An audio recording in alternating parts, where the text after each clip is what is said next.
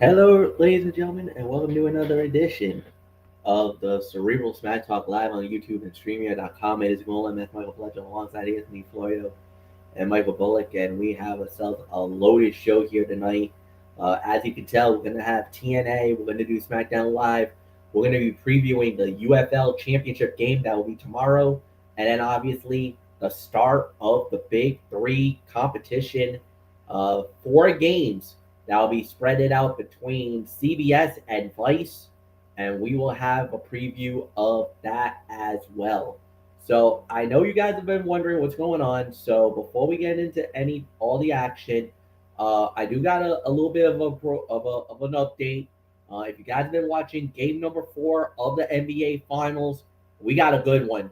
3:52 remaining in the fourth quarter. It is 197.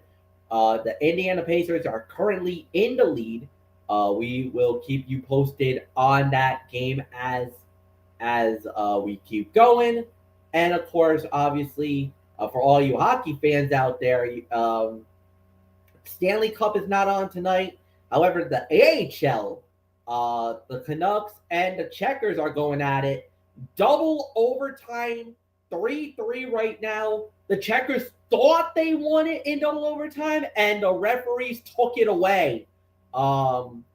Controversial play that led to a goal. However, the referees were like, nah, yeah, you're not going to win it that way. And we play on. So we'll keep you posted on that game as well. So, with that said, we're going to start out with TNA per the usual. And then we'll get ourselves into SmackDown Live. Obviously, a lot of action when we're talking about that one. So let's go in.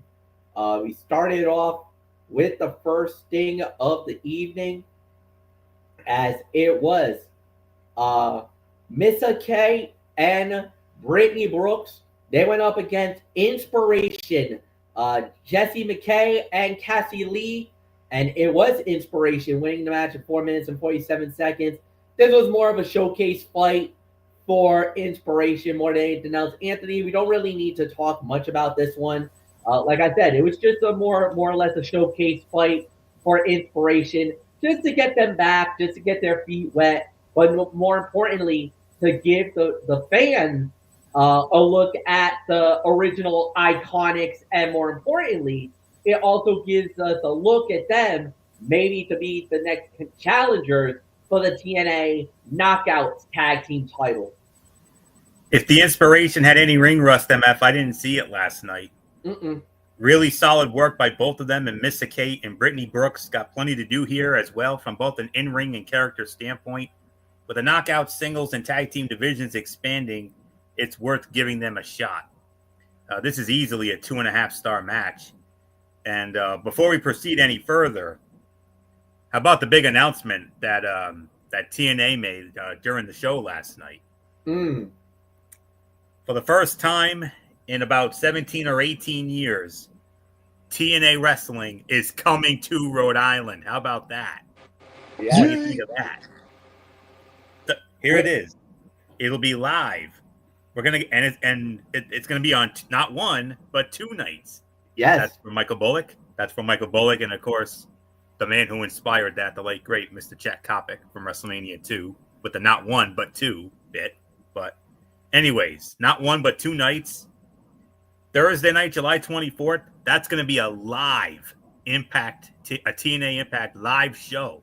That will air live on Access TV, and it's going to serve as the fallout from Slammiversary. So that's going to be interesting. You know that's going to be interesting. And then the next night, Friday, July 25th, that's going to be a taping. So which I'm sure it'll probably air the next week. So yeah, which I would imagine the 31st. But nonetheless, TNA Wrestling Impact coming to the Ryan Center at the University of Rhode Island in North Kingstown, Rhode Island. Thursday, July 24th for a live show. Friday, July 25th for a taping. Awesome sauce. And not only that, but we do want to let you guys know, if you are in the Rhode Island area, We have heard, I believe the tickets will be going on sale next week. Yep. For this event. It will be available at the Ryan Center box office. I'm sure TNA, I think it's the TNA website, because Ticketmaster, I have not heard anything about them jumping in on this yet. But I do know for a fact that TNA, I think the TNA website and the Ryan Center will have the information for you guys. Once we find out more or less what we're looking at price-wise, we will let you guys know. But I'm pretty sure it's going to be a lot cheaper than what WWE is offering for the Monday Night Raw at the AMP right now. Because right now, the cheapest ticket, y'all, is about $75. 76. Yeah. So I'm pretty sure TNA will be a lot cheaper than that. I would imagine so. To be very much so. And I don't know, boys. I mean, maybe we do TNA. I mean, if it's cheap enough. I mean, that would be something. I mean, we never ever did a TNA show. I mean, no. And it is part of our, our Talking Wrestling TXN. It's part of the content. It's a part of the content. I mean, which night would we do? Which night would we do? The live night? Or would we do the taping? The problem is that would it be more better if we do the taping because it's a Friday night? Would that be a little better for all of us all together to do? Maybe. Because I know your work commitments is a lot more tougher now because of what you just said. Indeed. Maybe that taping, maybe the taping for the next week might be the better show, because at least for you wouldn't have to worry. Bullock, I don't know where you would stand on that. I know for me, I could, I got enough. I just have to get the proper notification for the time off, but I could probably try to jump it as soon as possible. Like as early as tomorrow, I could probably put the request in if I need to. So, I mean, it's possible. We just got to wait and see. I mean, we could talk about it after the show's over and then put our heads together and if we're really legit about doing this, then we just got to figure out who's going to pay for the ticket, and then how are we going to arrange that? We'll figure that out more than anything else. Ticket pre-sale for both Rhode Island shows begin at 10 a.m. this Wednesday morning, with the full-on sales starting at 10 a.m. next Friday at TNAWrestling.com, and you can go to TNAWrestling.com to sign up for the pre-sale. All right, there you go. Okay, there you go. So we'll talk about it. We'll definitely get into this, and we'll figure out how we're gonna want to plan. As the champion would always say, let's talk about it. Yeah. So we'll do it. 2.5 stars for the match. So let's move on, MF. All right. With that said, we do indeed. Great to see the Iconics back too. Oh, absolutely. Next up, we had a lot of promo stuff after this. The next relevant match we had was Leon Slater versus Jason Hotch. Leon Slater winning the match in 7 minutes and 39 seconds. Anthony, I have to admit, solid matchup, and Leon Slater continues to wow the TNA fans. I might be overrating this, but I don't give a damn, because I think our times might be a little off. I don't have a time on my notes here, but I got 7:39 on mine. You have 7:39. Well, yep. It might be different somewhere else, but regardless, this was a 3 3/4 star match. I mean, this was another great singles match for Jason Hotch. After his match against Mustafa Ali, Jason Hotch has shown that he can be the breakout singles star from Order 4. It's all about developing a personality that would help him go beyond just being a very good in-ring worker. And no big surprise with Slater getting the win here. And that Slammiversary, as announced by, once again, the now permanent Director of Authority for TNA, thank God. That being Santino Marella.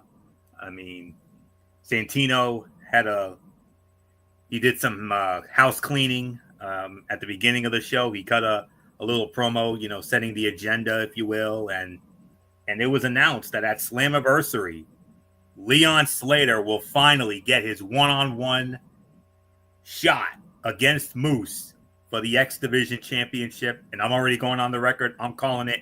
Leon Slater is winning that thing at Slammiversary. Book it. So I think Moose has had a nice little run with it, but I think it's high time we start building a new star. And you and MF, you know more than anybody how high I am on this young man. So Absolutely, yes. I think it's time we strap him. So I'm calling it Slammiversary, July 20th, UBS Arena, Long Island, New York. New X Division champion, Leon Slater. Book it. 3 3/4 of a star, sleeper fight of the night. MF, wow, what a match. And Leon Slater gets his golden opportunity against Moose at Slammiversary for that X Division title. 3.5 stars is my rating for the match. I totally agree with what you just said. I thought it was a really good match, so nothing more to say. All right, guys. This is one of the marquee matchups. Now I know you're going to be like, wait, what is this? Okay, they call it the 8-4-1 tag team match. Now 8-4-1. 8-4-1. Now here's the thing. There's 2 levels to this. Level 1, there was an 8-woman tag team match. On one side, you had was Tessa Blanchard, Rosemary, Danny Luna, and Zaya Brookside. On the other side, you had was Indy Hartwell, Tasha Steele, Killer Kelly, and Jody Thread. The winner of that matchup was Indy Hartwell, Jody Thread, Killer Kelly, and Tasha Steele. Now that match lasted 7 minutes and 42 seconds. Part 2 of this was now a fatal 4-way with the winners, Indy, Jody, Killer Kelly, and Tasha Steele. The winner of this match becomes the number 1 contender, and they will be fighting for the TNA Knockouts Championship. The winner of that one in 5 minutes and 20 seconds, which brings this to a cumulative time limit of 13 minutes and 18 seconds. Killer Kelly wins it all. So Killer Kelly is the number 1 contender. She now gets a shot at Masha Slamovich for the Knockouts title. In 2 weeks. In 2 weeks. Wow. Anthony, holy Toledo, what a match and what an outcome. Some people are calling this a bit of a surprise, but guess what, MF? I'm not. I actually saw this coming from a bit away. Remember what happened on the last show? Killer Kelly came back and she stared down Masha Slamovich. When I saw that, I'm like, oh yeah, they're setting up a program here. They are setting up a program. They'll find a way to get to it. And what a way to get to it. Via the 8-4-1 match. Something that hasn't been done in almost a year. I think it's been about a year or so since we've had a match like this. And tricky to rate, but you know what? For some people, it's tricky to rate, but not for me. This was a 3.5 star match. TNA really showed off the depth of their Knockouts division with this match, and the match was laid out really well, especially when the 8-woman tag rules was in play. You had rivals on the same team and on opposite teams, and all their stories and feuds intertwining. Yes, the crowd was hot for Indy Hartwell all throughout the bout, but I'm guessing they're going to take their time with her and build her towards that top spot. Long-term booking, anyone? Long-term booking? So that's exactly what they're going to do with her. I think Masha's now here's the thing. It's going to be in 2 weeks. So that'll be on June 24th. June 24. No, I'm sorry. June 26th. I beg your pardon. June 26th. It's going to be Masha Slamovich versus Killer Kelly for the Knockouts Championship. Masha goes over, and I would not be surprised if Indy possibly gets the shot at Slammiversary. Or if they really want to take their time, maybe they save her for Bound for Glory. Who knows? In October. But for right now, this was a 3.5-star match. Some people, like I said, some people are calling it a bit of a surprise, but not me. I saw this coming from what I saw the previous week. So can't wait to see the match go down. It'll be on June 26th. Masha goes over, and then we'll see what happens for Slammiversary. So 3.5 stars for me. So MF, Masha Slamovich, Killer Kelly, MK Ultra, about to go head to head for the richest prize in the Knockouts division. Yeah, absolutely. That's gonna be a hell of a match, and it's gonna be a very interesting development, no doubt about it. 3.5-star bout, no doubt about that. Two bits of news, breaking news coming out of the AHL, the Calder Cup. The Alberford Canucks has dumped the Charlotte Checkers in Game 1 of the Calder Cup final, 4-3 in double overtime. Like we said, there was a controversial play, a controversial goal that was scored by Charlotte. They waved it off, said no goal, and it came back to bite them in the end. The Canucks has stolen home ice from the Checkers, and now they have taken the 1-0 series lead and just gone final in the NBA. The Oklahoma City Thunder has gotten the split.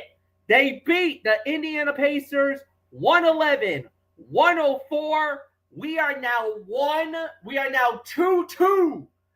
After 4, we go back to OKC for a pivotal Game 5. That's Monday night in OKC on Monday. So just like a pivotal Game 5 in the Stanley Cup Finals with the Florida Panthers and the Edmonton Oilers. That's going to be that's 2-2, and we're going back to Edmonton. Pivotal Game 5 of that tomorrow night on TNT. And real quick, how awesome was that comeback by the Edmonton Oilers? Come on.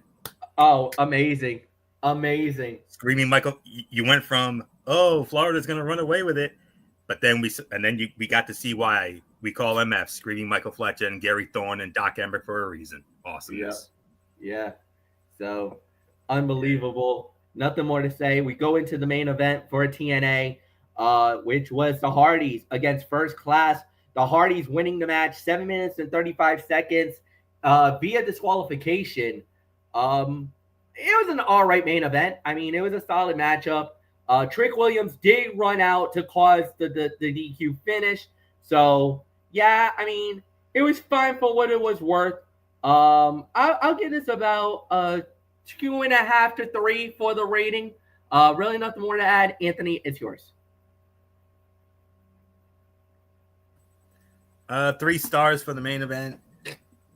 Fun main event, even with the interference. The creative team knows that you can't go wrong with either Joe Hendry or the Hardys in the main event, and they're keeping it as simple as they should. TNA always has the crowd go home happy on Impact.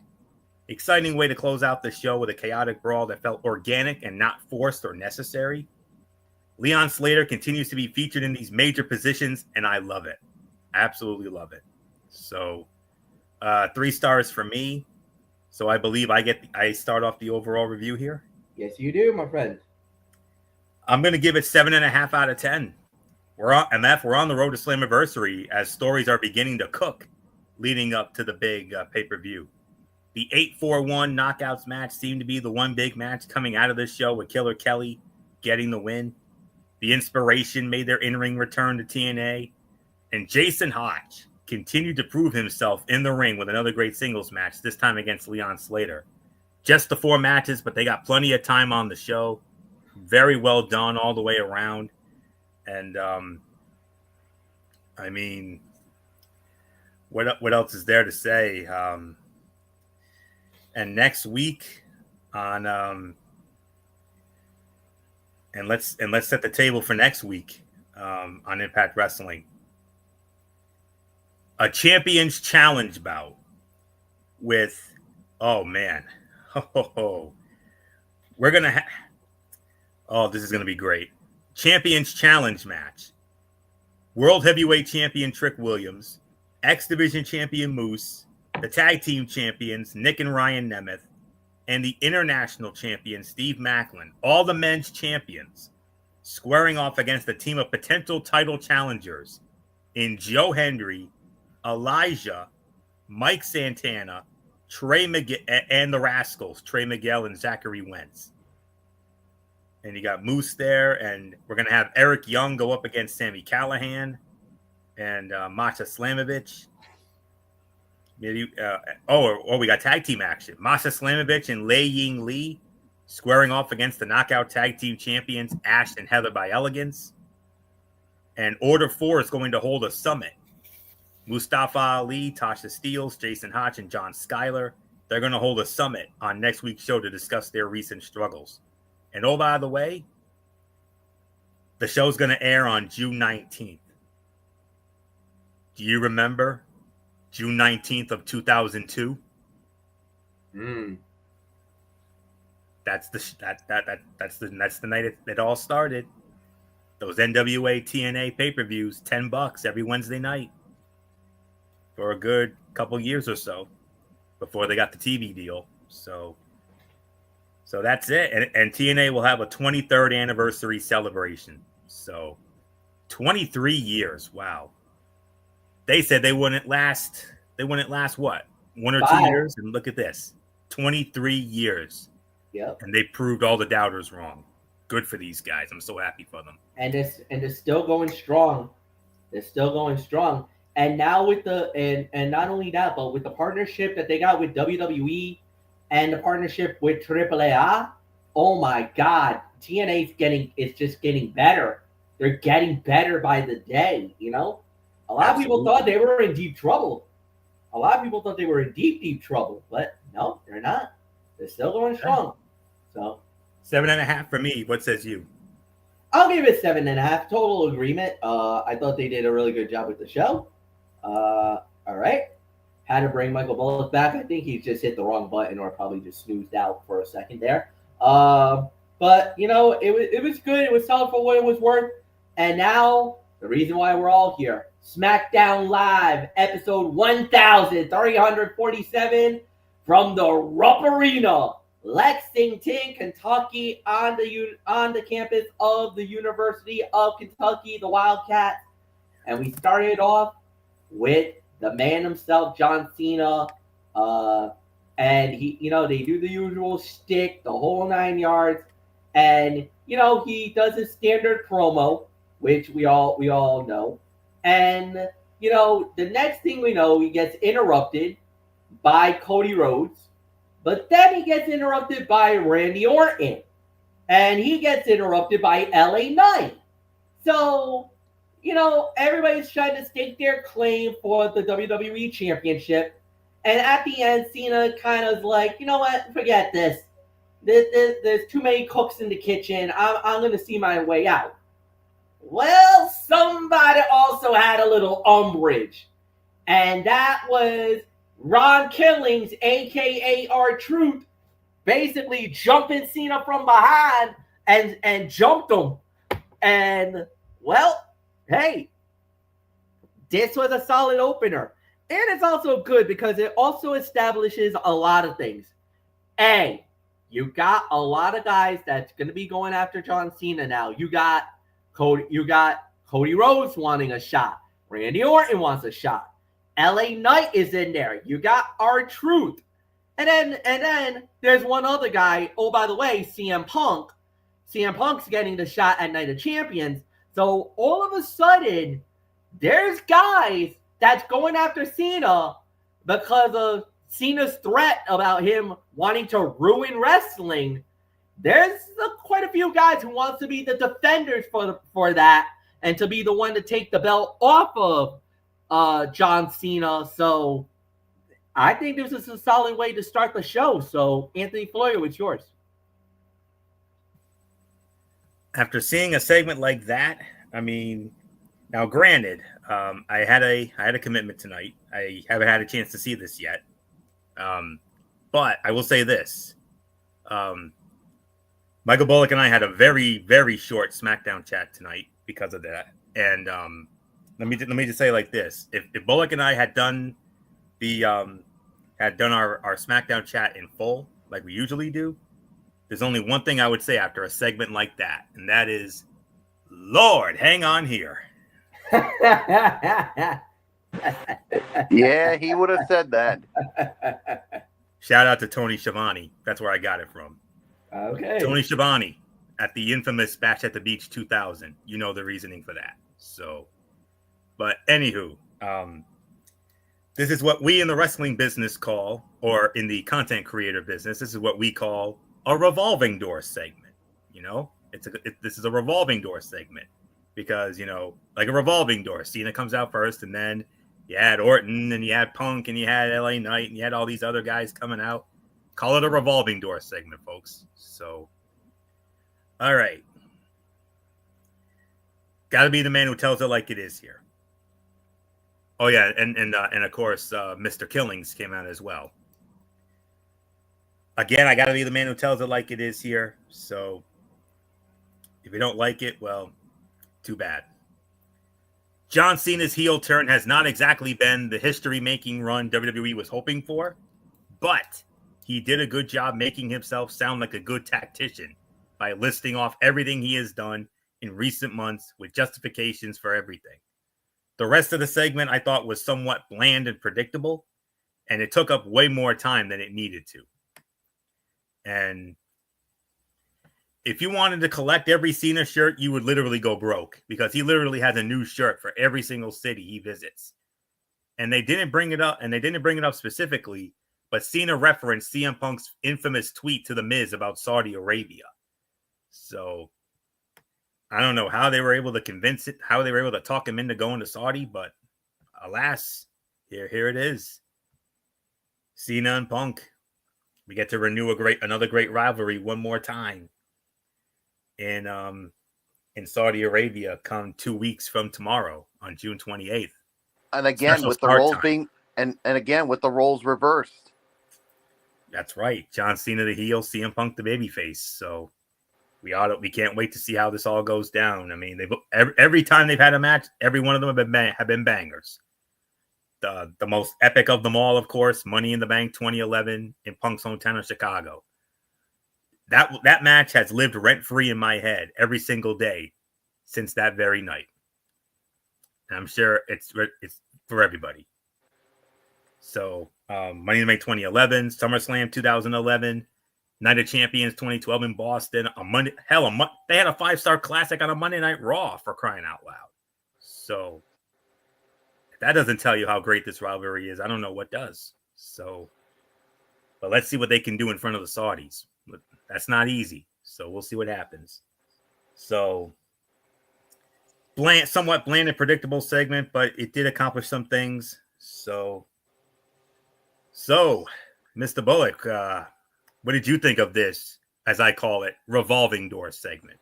Yeah, it was kind of a revolving door segment. I mean, you had all these people coming out here. Well, of course, John Cena doing his typical thing, saying that, how we planned with this whole for 25 years with this for this farewell tour, and then of course he made some reference when it comes to what he put on his Mount Rushmore of wrestling. John Cena,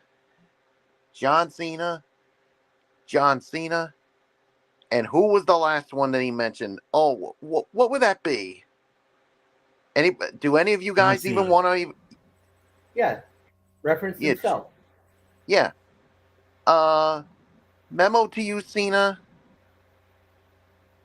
There's some wrestlers that I think that really deserve to be on the Mount Rushmore of wrestling. Not just you. We'll get into that when we talk about the because this wasn't the last of Cena that we saw tonight. And yeah, we'll get into it. But yeah, I mean, then like you said, R-Truth Ron Killings basically attacked everyone. But there was one thing that I laughed during this whole thing. LA Knight called John Cena a balding bitch. I was like, yee. Wow. I'm like, I guess that makes also John Cena a dummy. Yeah. But then, I mean, after we came back from commercial, you saw John Cena get into it with Nick Aldis. Fletch, what's with John Cena going after your boss, Nick Aldis? Now, hold on. He was basically demanding truth, is what I've been told.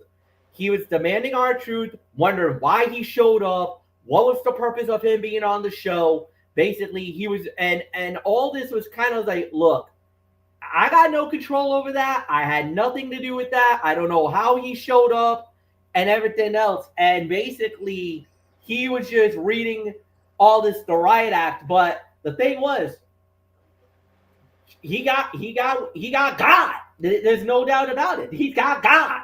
That's what we say in the business. You got God. When somebody comes out of nowhere, you didn't expect it, and you got your butt beaten down, you got God. That's exactly what happened. Yeah, so, and Cena wants to bitch to Nick Aldis about getting better security. Yeah, you don't mess with Nick Aldis because as you would know it, Fletch, from the days of NWA. Yeah. So, if Cena thinks he's going to intimidate Nick Aldis, especially as the GM, then, well, John Cena is as stupid as he's ever been. Nah, and the thing is, Aldis had enough on his plate tonight. We'll reference that in a little bit. Yeah, we'll get into the rest of that stuff. There was Nick was a very busy boy here tonight. We'll just say that. Yeah. But we'll get right into it. So next up, what we had was the first fight of the night, which was the King of the Ring qualifier. It was Randy Orton, LA Knight, Aleister Black, and Carmelo Hayes. Winner of the bout, 16 minutes and 15 seconds, advancing to the semifinal, the Viper, Randy Orton. But if you're an LA Knight fan, you're crying foul tonight because guess who decided to show up unannounced and had no business being there? Yup, Bronson Reed and Braun Breaker. They showed up and took out LA Knight and basically screwed him out of the opportunity because he basically had the match won and screwed him over and let Randy Orton take the win. He advances. He now faces Sami Zayn next week in one of the semifinal matches. Oh, Anthony Florio. I'm happy my boy advances. He went to the King of the Ring final last year, lost it to Gunther. He gets another shot. But man, does he got a fight on his hands. He's going to go against the underdog from the underground, Sami Zayn. Semifinal next week. Yeah. Go, it's yours. 4 to 4 1/4. The best part about this match was that it was unpredictable. All four guys would have been logical winners, so it kept everyone on their toes as it played out.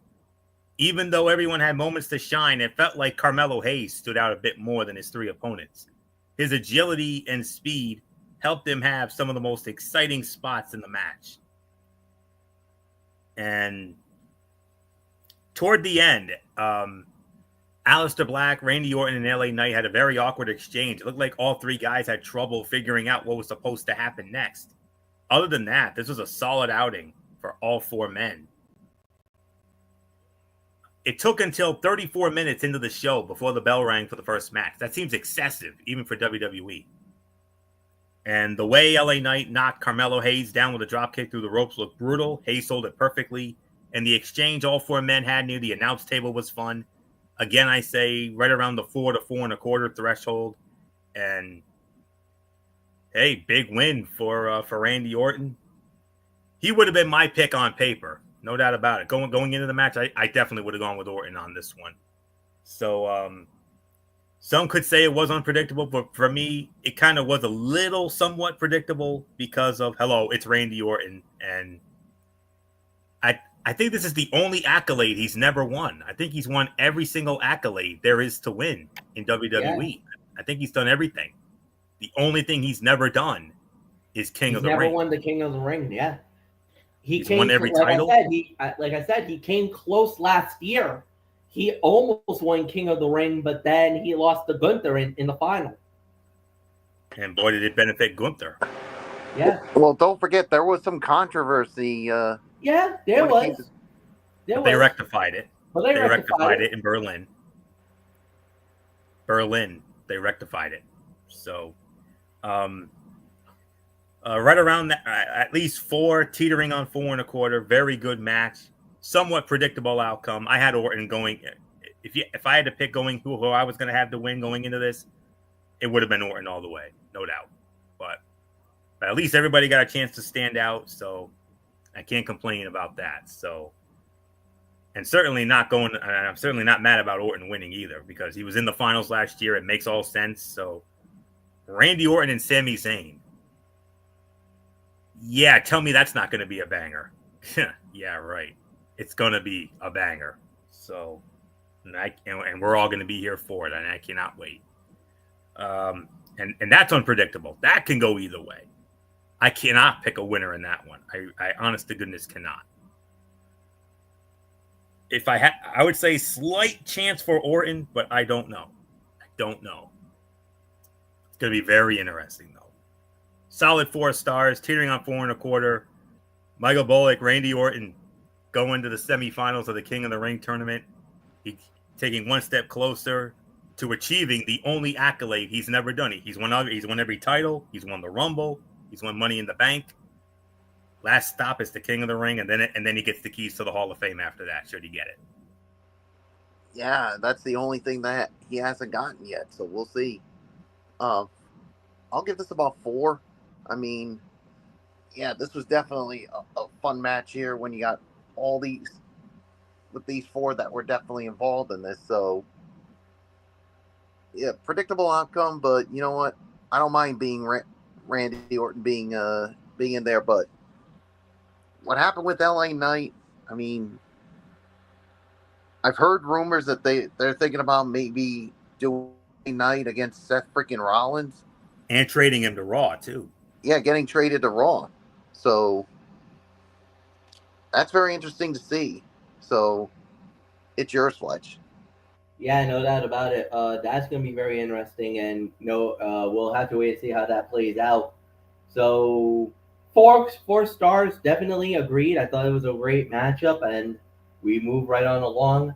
Next up we had was a promo by the United States champion Jacob Fatu, interrupted by Solo, and we just move on from there. Then after that, we had was the women's Queen of the Ring matchup. Jade Cargill, Nia Jax, Piper Niven, and Michin.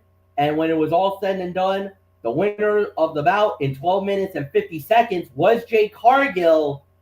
Anthony, batten down the hatch, because now Jade goes one-on-one with your little beloved Roxanne Perez next week. We don't know if it's going to be on Monday night. We don't know if it's going to be Friday, but they will face off in one of the semifinals matches. That will be next week in one of the semifinal matches. So Jade Cargill versus Roxanne Perez. Ooh, that's going to be an interesting one. Michael Bullock, it's yours, my friend. You lead off on this. Yeah. All I can say is Roxanne Perez better be prepared, because there's a storm coming. And Jade Cargill, she's really going to have to really overcome the power of Jade Cargill. And I hate to do this to you, Florio, but I got Jade winning that one. I mean, but you never know. We'll see. What was the time of the fall again, Fletch? 12 minutes and 50 seconds. I'll give this about maybe 3.25, 3.5 here. So, yeah, I pretty much said what I said on it. So it's yours, Fletch. I not only do I think Jade is gonna win the match, I think Jade wins the Queen of the Ring. I think she wins it all. I think it's gonna be Jade versus Tiffany at SummerSlam, and there's somebody with a briefcase that might come into play, and we'll get into that in a little bit. So we'll see how that happens. But yeah, I do believe that might be the direction that we're going here, to say the very least. But yeah, so it was solid. It was good. We had some holy bleep chants as well. So definitely a great matchup. Nothing more to say. Anthony Florio, it's yours. Three to 3.5 for me. Jade Cargill wins, and she advances, like I said, to battle your beloved Roxy on either Monday or next Friday night on the semifinals. Most of this match felt very by the book, other than a couple of standout spots, mostly from Michin. This felt pretty uneventful until Jade Cargill was tossed over the announce table into Wade Barrett by Piper Niven and Nia Jax. This is about a 3.25 star match. And Michin has a nice Hurricane Rana. She actually hooks her legs around their head instead of just putting her legs over their shoulders. And Piper Niven and Nia Jax could be a decent tag team. There's a lot of power there. But nonetheless, we have Jade Cargill now, squaring off against Roxanne Perez. Roxanne's got to use her speed, agility, her cleverness. She cannot match power with Jade Cargill. So she's going to have to be that naughty little minx, as MF would say, if she's going to find a way to dethrone the Storm there. But Cargill is the favorite on paper, yes, because of her size and her power and all that. But watch out for Roxy, though. Roxy she's a Spitfire, man. I don't know. Roxy could easily win this thing by nefarious means. I don't know. We're gonna have to wait and see what happens when the match goes down. So 3.25. Can't quite give it 3.5. I'm leaning more towards the 3.25 for that one. But I'm not surprised with the outcome. I had Jade winning this match, yes, and her against Roxy, that's another toss-up, just like with Orton and Zayn. So not much more to say. Let's continue on here. All right, next up that we did have here was a promo by Naomi that was interrupted by Tiffany Stratton. And then Nia Jax showed up and attacked Tiffany. And it looked like Naomi was creeping, possibly thinking cash in. Nope. Nia looked at her and said, "Get the F out of my ring. You even think about trying to cash in, I will drop you where you stand, bitch." And basically Naomi kind of turned tail and ran, knowing you don't want that smoke. So, you can have all that arsenal. You can talk about using the briefcase and everything else. Tiffany was smart. She tried to play into the factor. She was like, you know what? If you're so big and bad, if you want to talk all that crap, then why don't you cash in? Cash in right now. Do it in front of all these fans. Like, wow, let's do it. And Naomi's like, nah, I'm not gonna play by your rules. I'm the one of the holder. I get to cash in anytime I want, and I'm not gonna do it here. So then Nia, who is still at ringside, did her dirty work, did the damage. Naomi thinking, you know what? This might be my chance. Let me go for it. And the look Nia gave Naomi was like, you better get the F out of this ring, or else what I'm doing to Stratton, I'll do to you. And they ain't gonna get saved by your effing briefcase. So and you knew it too. She like Naomi kind of thought about it, like she wanted to cash, but then it's like, you know what? Nah, I can't. I'm not gonna do it. But she's made it very clear she's going after Tiffany Stratton. She's going after the WWE Women's title. There is no doubt in my mind she is not thinking of the Raw Women's title or anything Monday Night Raw. She is focused on getting on staying on SmackDown, going after the women's title. So I just love Tiffany trying to goad her to try to cash in, but but Anthony knows, Michael Bullock knows, I know that the odds of that happening was slim to none. Great effort, but I kind of felt like the writing was on the wall that wasn't going to happen. But to see, yeah, Bullock? Yeah, I was just going to say, I mean, I definitely know it. I definitely know it. But why do I get this feeling that they may be doing Nia Jax and Tiffany Stratton again? They are. I'm almost certain about it. But why? Why? We've already seen this. Nia Jax had her chance when she finally got a rematch, and she lost. So why are they doing this again? I mean, they better have a damn good explanation because, like I said, Nia had her chance in the rematch. Because there's really... Yeah. But the thing is that has anybody else stepped up to get a shot at the title yet? Has anybody really been worthy enough to get another shot at this title? Because I know what the end game is. Let's be realistic. The end game, and I know you guys are going to say no, but I'm going to say it anyway. Jade Cargill is going to win the title at SummerSlam. Naomi is cashing the title on Jade because that's the real thing. And that's going to be the moment, that's the make or break moment for Bianca effing Belair. Because now you got to show your hand, Bianca, because at that point, then we got to find out what's really going on. So I'm not going to take any more of this, all this stuff. I think I know what's going on. Jade is going to win the title at SummerSlam. Naomi will cash in on Jade. I'm almost certain. Because that's how this is going to play out.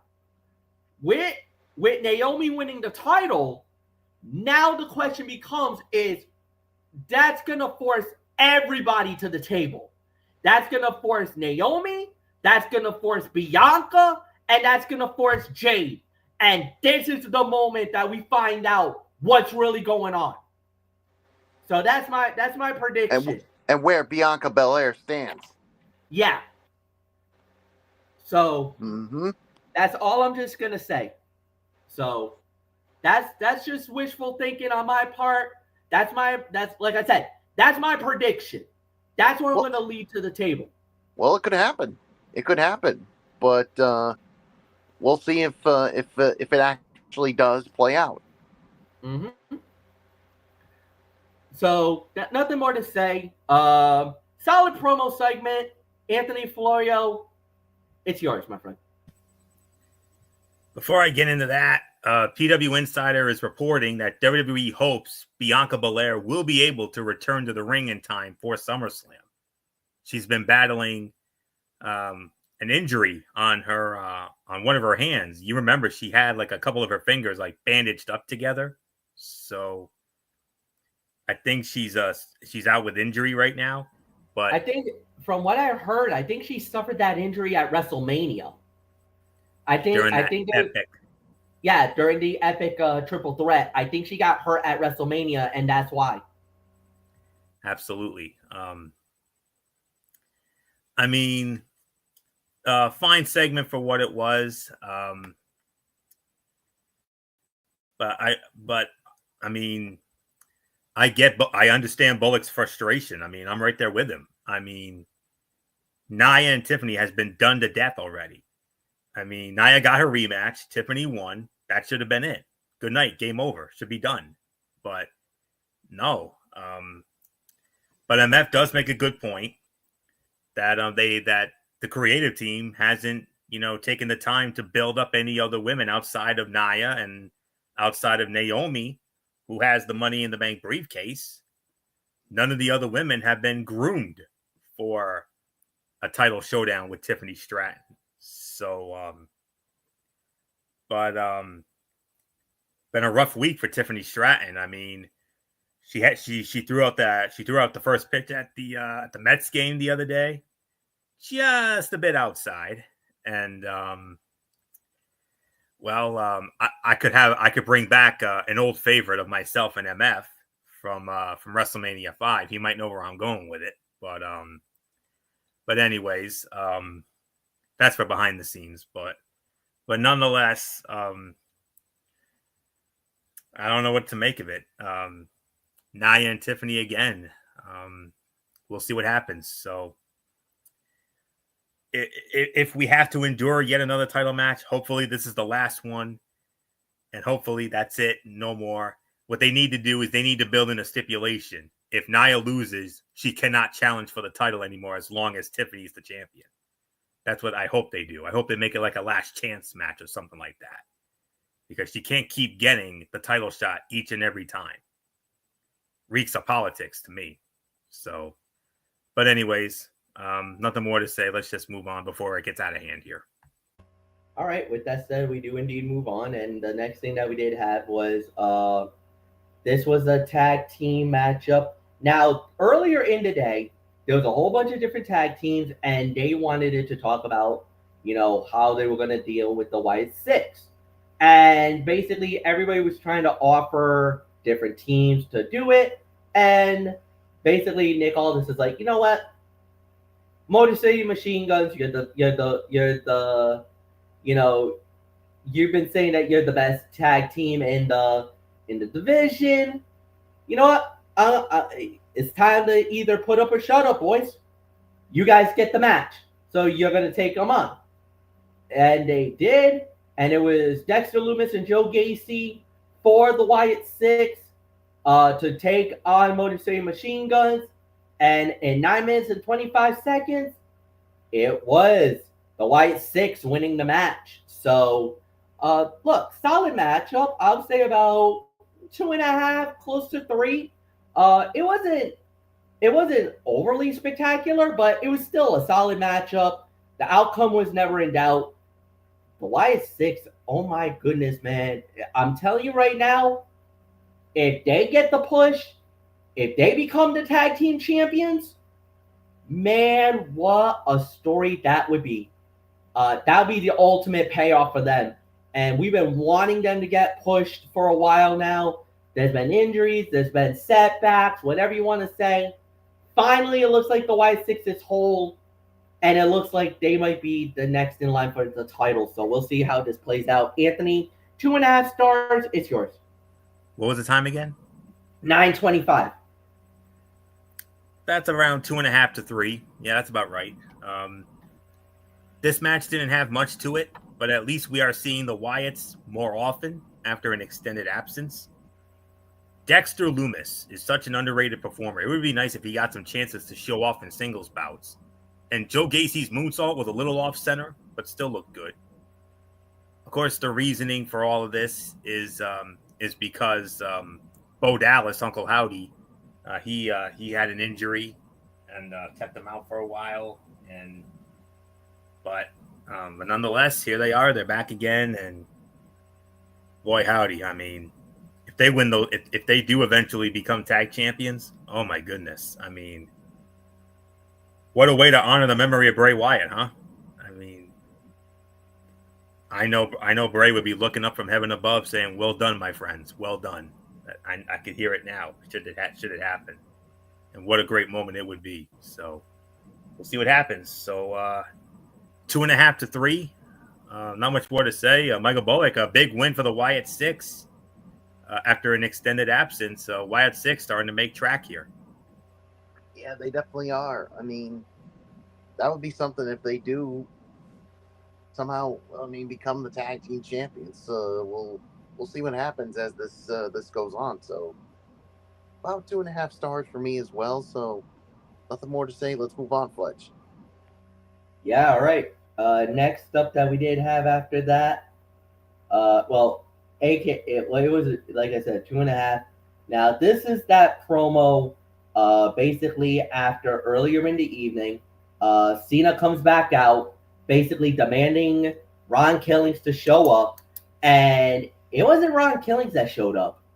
It was CM Punk, and it was a classic promo by CM Punk, pipe bombs and everything else, going after Cena. And then, you know, there was a little bit of a bump off, nothing much. Killing showed back up, attacked Cena, and put him in the STF right at the very end. And basically, Cena was bailing out. So the one thing I'm noticing is this. Ron Killings is definitely a thorn in Cena's side. But all these beatdowns, all these attacks, it's going to come back and it's going to bite whoever's going after Cena for that title.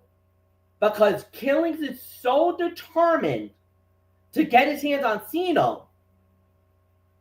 The thing is that Killings is going to rub a lot of people the wrong way. And this is the mistake that's going to happen.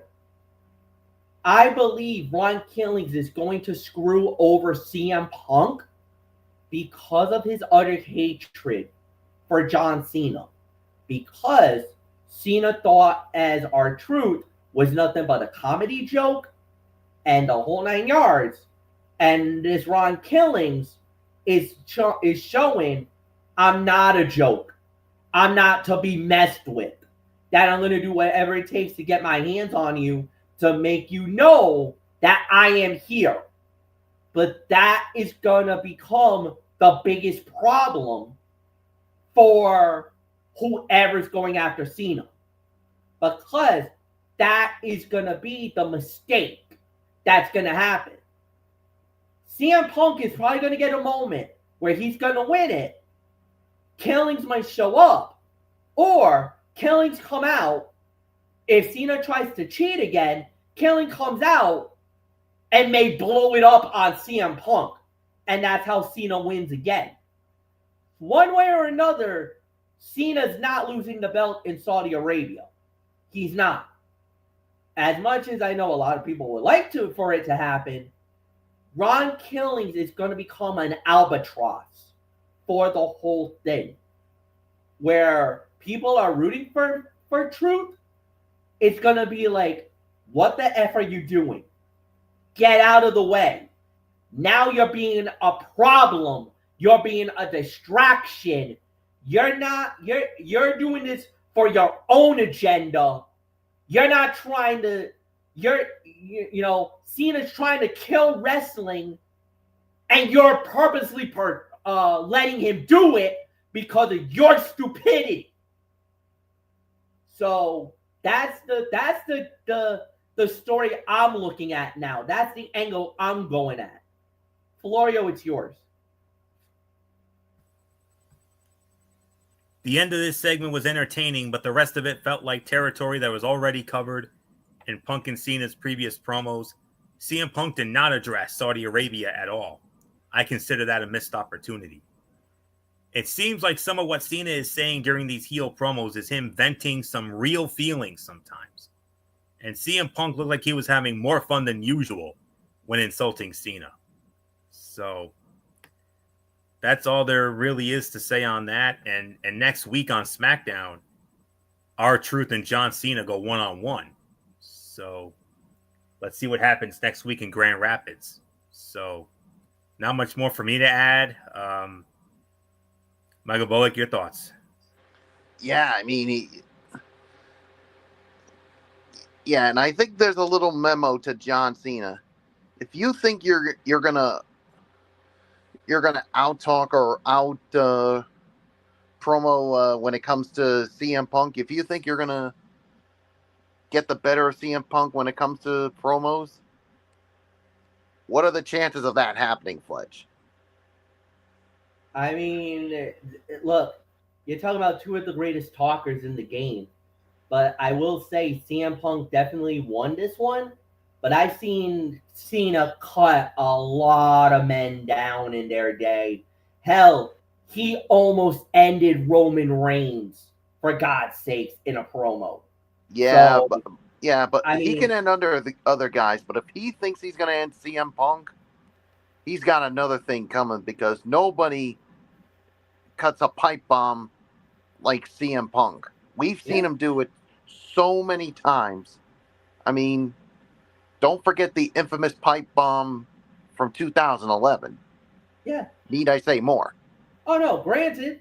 But like I said, if Cena was on his game, if Cena was truly on his game, he definitely could go toe to toe with CM Punk. Like I said, he's ended many guys' runs, through a promo.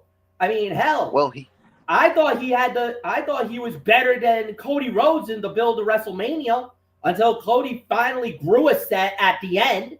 But the first couple of weeks, Cody couldn't even hang with Cena.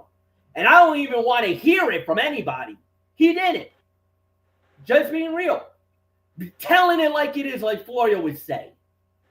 yeah, but Cena's going to have to put up a Herculean effort if he's going to put up his own a better pipe bomb than CM Punk.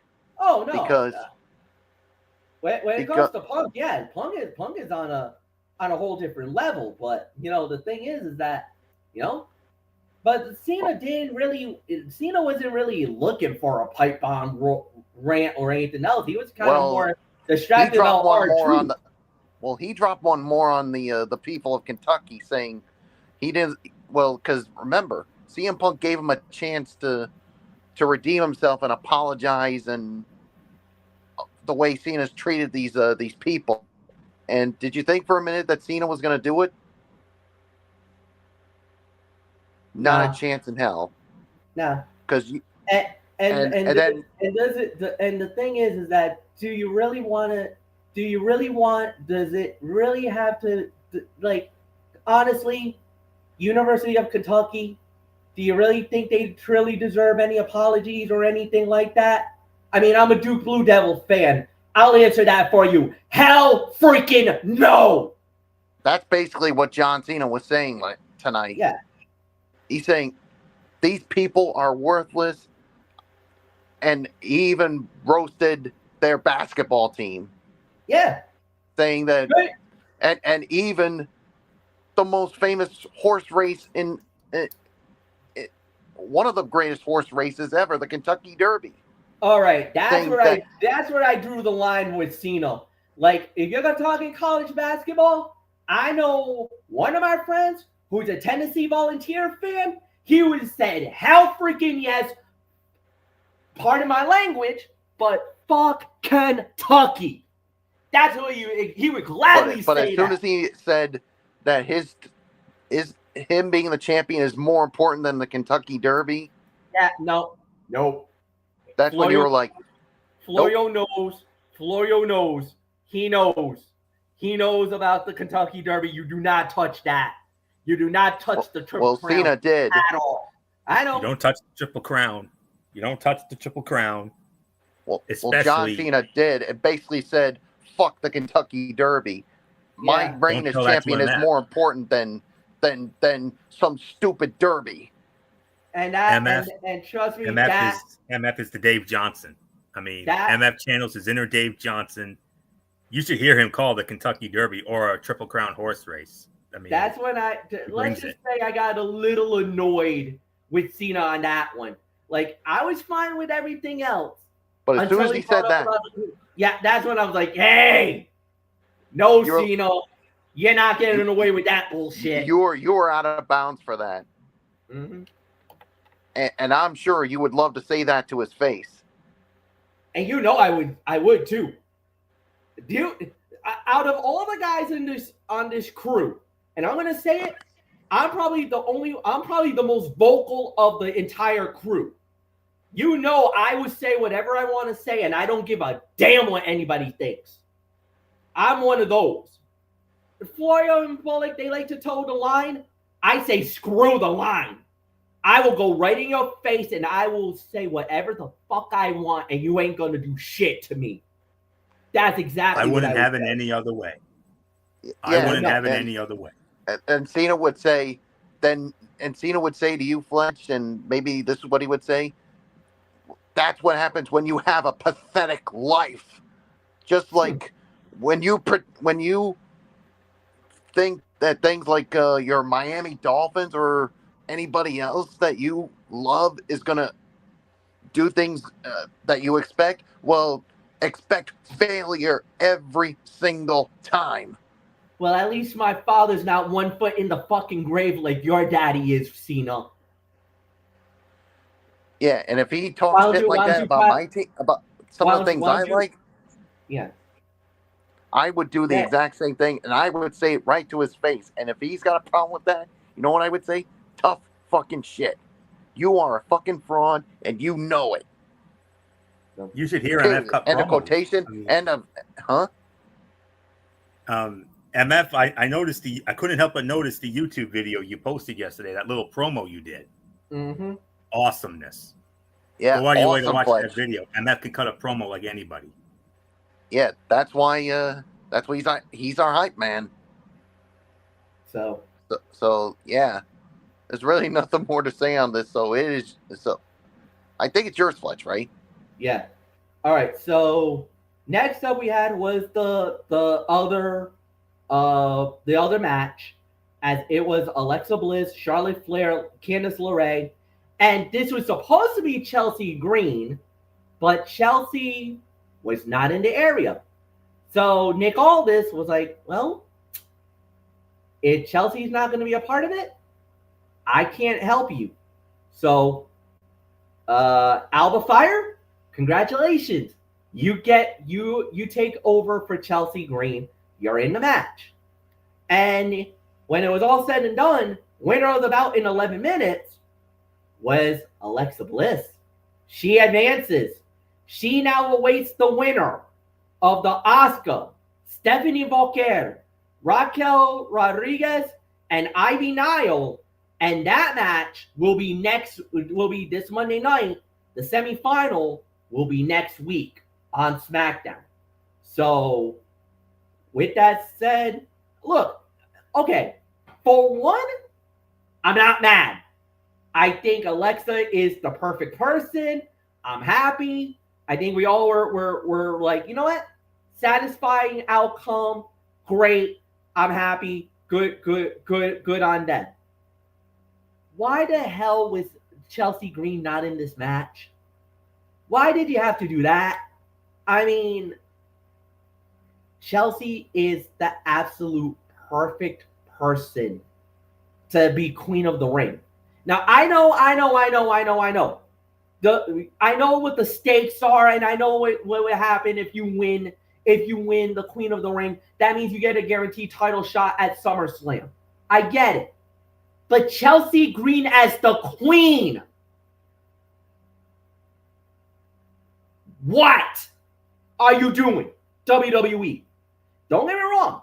Alexa deserves the spot for everything she's gone through, for all the hard work, for all the time off. And she came back at Royal Rumble. Then you held her off a little bit. Now she's back and she's killing it. Fine. I'm settled with it. But that's the thing that I would say more than anything else. Just my thoughts. Solid match. About 2.5 to 3. But other than that, yeah, nothing more to say. Anthony Florio, it's yours. 11 minutes, did you say? Yes, it is. 3.25, 3.5 for this one. Decent action and good energy. Alexa Bliss was definitely the standout with some of her high-flying offense. But the way the match ended was pretty creative. As Charlotte had Alba Fire locked in the figure 8, Alexa Bliss hit her finisher on Candice LeRae and got the pin before Alba could tap out. And surprisingly, Charlotte walked away without making a big deal out of it. Some reviews I've read actually called this predictable. I'm like, how is that predictable? No.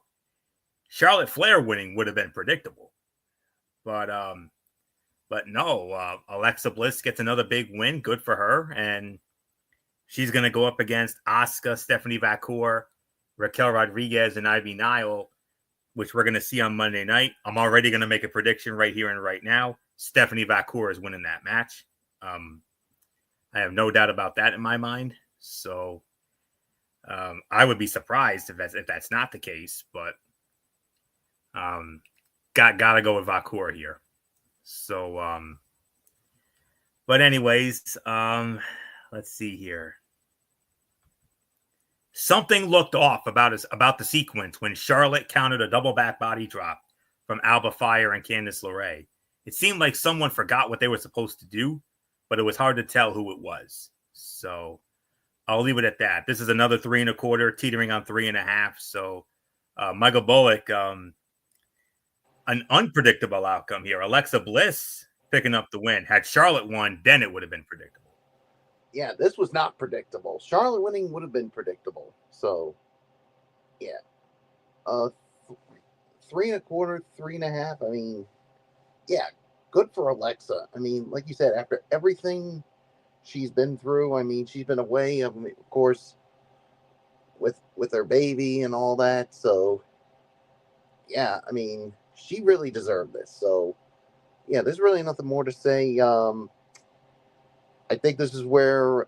Oh, actually, it's yours, Fletch. First, I mean, did you give your rating? 3. Yeah. So, I think it's main event time, right? It is. Cody Rhodes versus Shinsuke Nakamura versus Andrade versus Damian Priest. And it is indeed Cody Rhodes winning the match in 17:05. He now advances, and he awaits the winner of the Sheamus, Rusev, Big Bronson Reed, and the mystery opponent is main event Jey Uso. Florio, it is yours. Fight of the night, and it's been a theme here tonight, but I got to be honest, predictable outcome, but it's a predictable outcome I have no problem with, because you two guys know more than anybody how much I am pulling, how much I love and admire Cody Rhodes, and I am the Cody Rhodes of our brotherhood, obviously, so I'm very pleased with the outcome here. I've already gone on the record. I think he's going to win this thing. I think he's going to go all the way because, I mean, that's his ticket to Cena, to getting another shot at Cena at SummerSlam. So, because remember, whoever wins King of the Ring gets the big title shot at SummerSlam. Cody wins that. We're getting Cody and Cena at SummerSlam. No question about it. So, and one other thing, with the announcement of Jey Uso being the mystery opponent in that Sheamus, Rusev, and Bronson Reed match on Raw. Guys, can you imagine if it comes down to Cody Rhodes and Jey Uso? For me and Bullock anyway, our two favorites. They would face off in the semifinal. That would actually be the semifinal match. Could you imagine if that happens? Because right now, if you look at the men's bracket, Sami Zayn is to go one-on-one with Randy Orton. Cody's there. If Jey Uso wins, now we're looking at a possible Uso versus Cody semifinal. Oh, my goodness. Our loyalties would be tested. There's no doubt about it. I mean, because as you know, Michael Bullock and I, these are our two guys. I mean, well, there's a third. Our third, of course, is Joe Henry, of course. But Cody Rhodes and Jey Uso, they're our top two favorites. And we love yeeting with Jay and doing the woes with Cody. But anyways, let's get to the business at hand here. 4 1/4 stars, I would say by a smidge. This was the fight of the night. This match had plenty of time at the end of the show, so all 4 competitors were able to get in a good amount of offense without anything feeling rushed. And Cody Rhodes was sent through a Slim Jim sponsored table in a spot that felt like it was designed solely to get the table with logos on screen for a couple of minutes. Cody Rhodes and CM Punk had a brief interaction backstage. They shook hands, but indicated they will likely end up facing each other down the line. Could be. You never know. The running knee Nakamura hit to send Andrade from the top rope to the floor looked brutal, and Nakamura tripping both Cody and Damian on the top rope with one kick was funny, but by a smidge, this was the fight of the night. This is about 4.25 for me. Some would say predictable, yes, but they got it right as far as I'm concerned. So not much more for me to say. Michael Bullock, one of our favorites, Cody Rhodes, he advances. You already know how I feel about it. I still think Cody wins the thing because that's his ticket to Cena and SummerSlam. But can you imagine if it's our two favorites, Cody Rhodes and Jey Uso? Oh my God, what Well, it's who do possible. we go for? It's possible. I mean, we'll have to wait and see. But yeah, 4.25, and yeah, by only a little bit, it is the fight of the night. So yeah, this was a predictable outcome, but one I don't mind because you know what they're trying to get. They're trying to do to get us a step closer to the WrestleMania rematch at SummerSlam. So we'll see what happens. So nothing more to say. It is yours, Fletch. Total agreement, 4.25, definitely worthy of the fight of the night honors that you guys are talking about. Not much for us to say anymore. So, yeah, Michael Bullock, it is all yours. Give us your thoughts on the overall. Actually, yeah, no, it is yours. Overall review is on you. Yeah, I thought this was a good show. I mean, there were some things I thought that could have been better, but all in all, not really much to complain about. I'm gonna give this maybe 7.5 to 8. So it is yours, Fletch. Yeah, 7.5 to 8. I would probably say 8 out of 10 is my rating too. And really nothing more to say. So, Anthony, it's yours. Tonight's episode of Smackdown spent most of its time on the quarterfinal matches for the Queen and King of the Ring tournaments. Alexa Bliss, Jade Cargill, Randy Orton, and Cody Rhodes all advanced to the semifinals. Each will face someone from Raw in the next round, but it feels like the finals for the men's tournament is obvious. I think they're setting it up to be Randy Orton versus Cody Rhodes. Then what happens? Oh, Me and you, MF. oh. Your guy against my guy. You know what? I heard the other way around. I heard Jey Uso versus Sami Zayn in the final. Again, I say, then what? Yeah. Good luck trying to pick a winner there. But anyways, even with all of that taking up most of the show, the story between John Cena and R-Truth was the most intriguing thing on the episode. Truth asked for and received a rematch against John Cena on next week's show. With the title not being on the line, the outcome is not as predictable as their Saturday night's main event match. It probably will not end with a clean win for Killings, but it might not end with a victory for Cena either. This was a 3-hour show with only 5 matches, so it kind of felt like WWE relied a little too much on filler. Main event was the best thing on the show.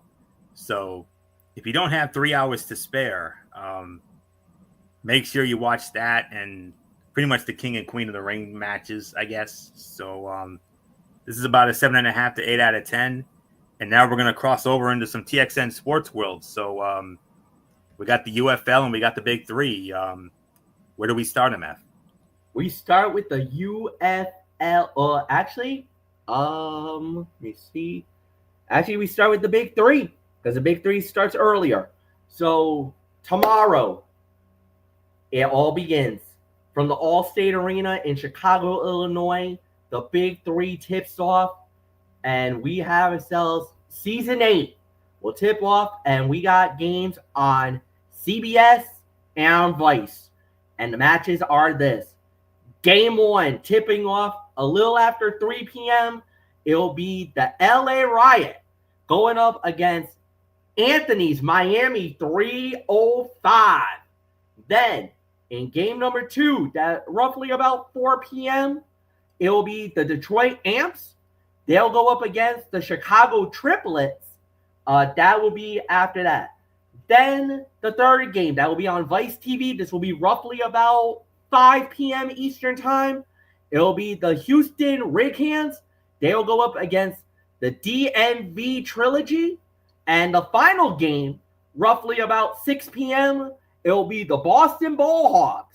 They'll be going up against the Dallas Power. Tickets are currently on sale right now at Ticketmaster.com, or you can go to the Big Three website. But like I said, all the games, the first 2 games are exclusively on CBS and on Paramount Plus. If you don't have Paramount, if you have Paramount Plus, you can stream the game live. And then the second wave of games will be exclusively on Vice TV. Check your local listings in your area if you want to try to find your local Vice TV network for those games. And then at 8 p.m. tomorrow night on ABC, it will be from the Dome at the American Center in St. Louis, Missouri, the UFL Championship game. The XFL champions, the DC Defenders, to go one-on-one with the USFL champions, the Michigan Panthers. Both teams coming in at 6-4. And at the end of the day, this is going to be very interesting to see. But I kind of have to feel like this might be Michigan. Because if you notice how they played, especially in the USFL championship game against the Birmingham Stallions, they ran it all night, and Birmingham had no answer to stop them. I don't know if DC has the horses to do it. Guys, I'm going to go out on a limb here, and I'm saying the Michigan Panthers is going to become the champions. And for the first time in their franchise, they are about to become the UFL champions. Anthony Florio, what says you? What says me? I'll tell you exactly what says me. Not one, but 2 upsets. I mean, I was stunned. I mean, I thought for sure it was going to be Birmingham and St. Louis in the championship game. That would have been something if that had been the case. But as the old saying goes, MF, it's the end of an era for your Stallions. But I got to give them all I got to give your team your flowers, man. I mean, the dominance that team had over the last three springs in the summers. I mean, winning those 2 USFL championships in 22 and 23, and then winning the inaugural UFL championship a year ago in dominant fashion. But I think it was injuries. I think it was the injury bug that made this a down season for your Stallions. But nonetheless, MF, I got mad respect for your team, and they will be back next year. There is no doubt about that in my mind whatsoever. Now then, as far as this game is concerned, I'll make an argument for both teams here. Why Michigan could win? The Michigan Panthers defense has left a lot to be desired. Ever since losing linebacker Frank Ginda, they've taken a step back. Their secondary is banged up as well. Still, they've managed to get by. They're allowing 19.5 points a game, 211 passing yards a game, and about 81 rushing yards. They may have injuries, but they still have guys stepping up, including Kai Nakua. Nakua seems to make the right plays at the exact right time, as evidenced by his pick 6 last week against the Stallions. And also, if you're asking yourself the same question everybody does, yes, he is related to the Rams' star receiver Puka Nakua. They're brothers. On the offensive side of the ball, however, Michigan is doing everything right. Their offense starts with a running game where they average about 128 rushing yards a game. They average about 193 passing yards a game and 24.5, almost 25 points a game. When doing a preview of this team, the main reason they could win the UFL championship is their quarterback, Bryce Perkins. He is electric. As for DC, their defense has also left a lot to be desired.